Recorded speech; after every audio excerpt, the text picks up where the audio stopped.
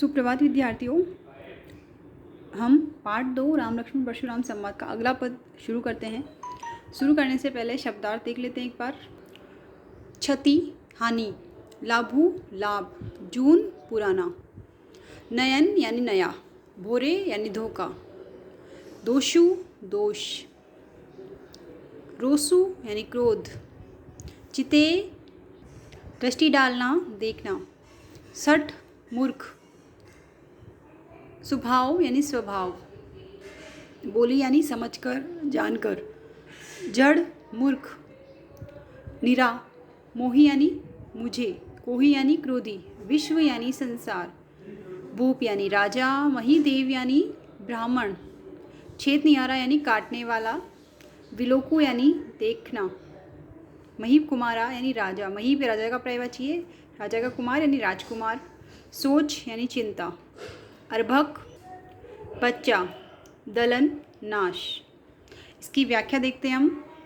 कल हमने पढ़ा था कि लक्ष्मण जी ने कहा कि हमने ऐसी धनुया बचपन में बहुत तोड़ी है। तो जो परशुराम जी है वो कहते हैं कि शिव जी के धनुष को तुम धनुई के समान बता रहे हो, ये तुम्हारा दुस्साहसपूर्ण कार्य, यानी तुम शिव जी के धनुष को एक छोटा साधारण धनुष समझने की भूल कर रहे हो। उसके आगे देखते हैं। लखन कहा हंसी हमरे जाना। लक्ष्मण जी कहते हैं हंसी यानी हंसते हुए।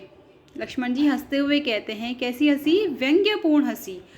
लक्ष्मण जी हंसते हुए कहते हैं हमरे जाना यानी हमारी जानकारी में, हम जो जानते हैं हमारी जानकारी में, सुनहु देव सब धनुष समाना, कि हे देव सुनो सारे धनुष समान हैं।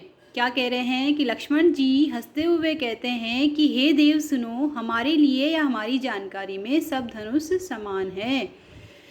का क्षति लाभु जून धनु तोरे, कि क्या क्षति यानी हानि, लाभु यानी लाभ, जून यानी पुराने, कि पुराने धनुष के तोरे यानी टूटना तोड़ना, कि पुराने धनुष के टूटने पर क्या हानि और क्या लाभ, किस पुराने धनुष के टूटने से क्या हानि हो सकती है और क्या लाभ हो सकता है।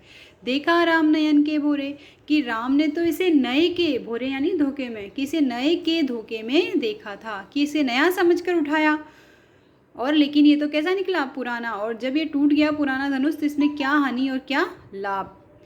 तो लक्ष्मण जी तर्क देते हैं। क्या तर्क देते हैं? कि राम ने तो इसे नए के धोखे में देखा था, इस पुराने, लेकिन ये पुराना निकला, इस पुराने धनुष के टूटने पर क्या हानि और क्या लाभ। छुअत टूट रघुपति न दोषु। लक्ष्मण जी आगे कहते हैं कि छुअत यानी छूते ही, टूट यानी टूट गया, कि राम ने इसे छुआ और ये छूते ही टूट गया। रघुपति न दोषु, रघुपति ने रघुवंश के स्वामी कौन? राम। रघुपति राम के लिए आया है, तो इसमें राम का कोई दोष नहीं है कि श्री राम ने इसे छुआ और छूते ही टूट गया, इसमें श्री राम का कोई दोष नहीं है। मुनि बिनु काज करई कत रोसु, कि हे मुनि आप बिना काम के बिना कारण ही क्या कर रहे हो? रोष कर रहे हो। क्रोध, रोसु यानी क्रोध, कि आप बिना कारण के ही क्रोध क्यों कर रहे हो? कत यानी क्यों कर रहे हो। बोले जिते परशु की ओरा। लक्ष्मण की ये सब बातें सुनकर जो परशुराम जी है, चिते यानी देख कर, परशु यानी जो उनका शस्त्र था फरसा, की ओर देखकर बोले। परशुराम जी अपने परशु या फरसे की तरफ देखकर बोलते हैं, रे सठ सुनई स्वभावना मोरा। सठ यानी मूर्ख, कि हे मूर्ख, लक्ष्मण जी से कह रहे हैं कि हे मूर्ख, तुमने मेरे स्वभाव के बारे में नहीं सुना है कि मैं कैसा हूँ? क्रोधी हूँ, अभिमानी हूँ, सारा संसार मुझे जानता है, तो तुमने मेरे स्वभाव के बारे में नहीं सुना है। अब जो परशुराम जी वो अपने बारे में बता रहे हैं। क्या बता रहे हैं? देखो, बालको बोली बदो नहीं तो ही, कि मैं वधो यानी वध करना, मारना, कि मैं तुझे बालक समझकर नहीं मार रहा हूँ, नहीं वध कर रहा हूँ, बालक समझकर तेरा वध नहीं कर रहा हूँ। केवल मुनि जड़ जाना ही मोही, केवल मुझे, जड़ यानी मूर्ख, यहाँ पर लेंगे हम निरा, साधारण, कि तुम मुझे एक साधारण मुनि मत जानो, तुम मुझे एक साधारण मुनि समझ रहे हो। मैं तुम्हें बालक समझकर तुम्हारा वध नहीं कर रहा हूँ। और केवल मुनि जड़ जाने मोही, कि मुझे एक साधारण निरा मुनि समझ रहे हो।